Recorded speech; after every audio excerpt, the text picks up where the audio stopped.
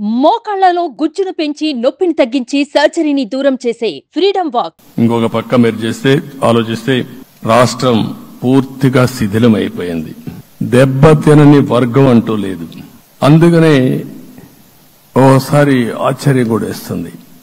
ఈ రాష్ట్రం నుంచి కూలి పనుల కోసం వేరే రాష్ట్రాలకు వెళ్లిన వ్యక్తులు సొంత డబ్బులు పెట్టుకుని వాళ్ళ యొక్క ఫుడ్ కూడా పాకెట్స్ తయారు చేసుకుని వచ్చి ఓటేసి మళ్లీ వెళ్లారు.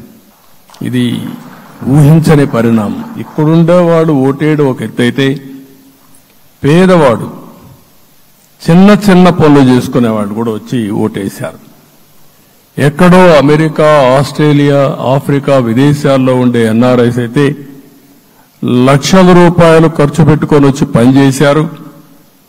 లక్షల రూపాయలు ఖర్చు పెట్టుకొని వచ్చి మనకు ఓటేశారు. నా జీవితంలో ఎన్నోసార్లు ఎన్నికలు చూశాను కానీ ఈసారి ఒక బాధ్యతతో ఓటర్స్ ప్రవర్తించిన తీరు శాశ్వతంగా తెలుగు జాతి చరిత్రలో మిగిలిపోతుంది. అది ఈరోజు జరిగిన విషయం మనం గుర్తుపెట్టుకోవాలి.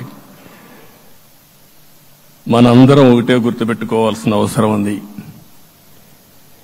ఏ అహంకారంతో విర్రవీగిపోయారో ఆ అహంకారం కూలిపోయింది.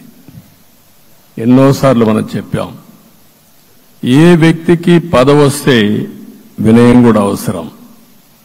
పదవొచ్చిందని విర్రవీగిపోయి రేపనేది లేకుండా ఉంటుందనుకుంటే మాత్రం ఇదే జరిగే పరిస్థితి వస్తుంది.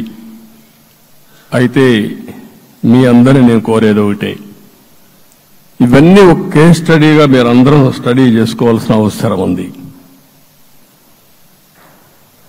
ప్రజలు బూతులు మాట్లాడే నేతల్ని, అరాచక శక్తుల్ని, అవినీతి పరుల్ని చూశారు.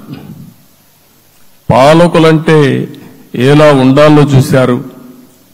ఈ 5 సంవత్సరాల్లో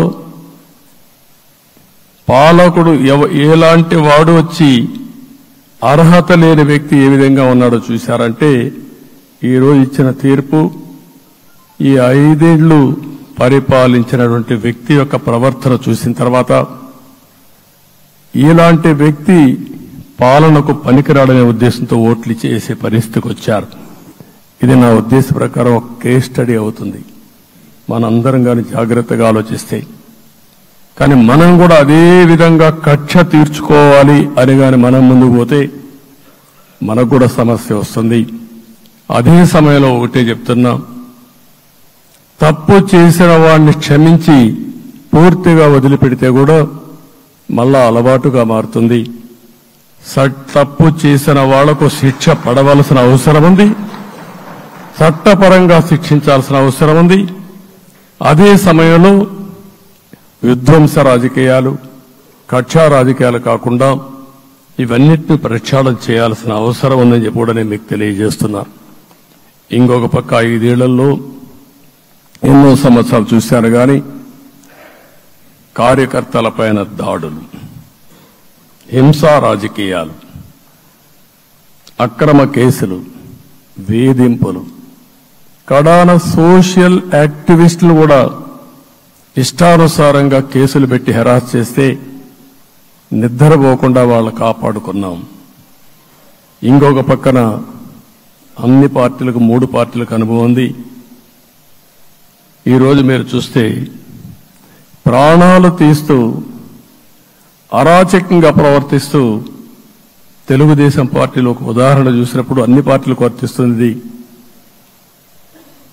ఏదైతే మన పార్టీకి వ్యతిరేకంగా నేను ఆ పేర్లు చెప్పకూడదు కాబట్టి చెప్పలేదు కానీ స్లోగన్ ఏమంటే కడాన మెడ మీద కత్తున్న జై తెలుగుదేశం అంటూ ప్రాణాలు వదిలిపెట్టే పరిస్థితికి వచ్చారు. ఇది ఊహించని పరిణామాలు. ఇవన్నీ ఇప్పుడు కూడా కళ్ల ముందర తిరిగే పరిస్థితి వస్తుంది. అందుకే ఈరోజు మనందరం కూడా ఇవన్నీ గుర్తుపెట్టుకుని, నాకు జరిగిన అవమానాలు చూశారు. నేను అందుకే మా కుటుంబానికి జరిగిన అవమానంతో నేను కూడా భరించలేక బయట వచ్చినప్పుడు ఒకటే శపథం చేసి వచ్చాను. ఆ శపథం, ఇది గౌరవ సభ కాదు, ఇది కౌరవ సభ. ప్రజాక్షేత్రంలో గెలిచి మళ్లీ ఈ సభను గౌరవ సభగా చేసి అడుగు పెడతానని చెప్పి శపథం చేసి బయట వచ్చారు. ఓసారి ఇవన్నీ చరిత్ర. ఆ శపథాన్ని ప్రజలు గౌరవించారు. గౌరవించిన ప్రజల్ని నిలబెట్టే బాధ్యత మనందరిపైన ఉంది.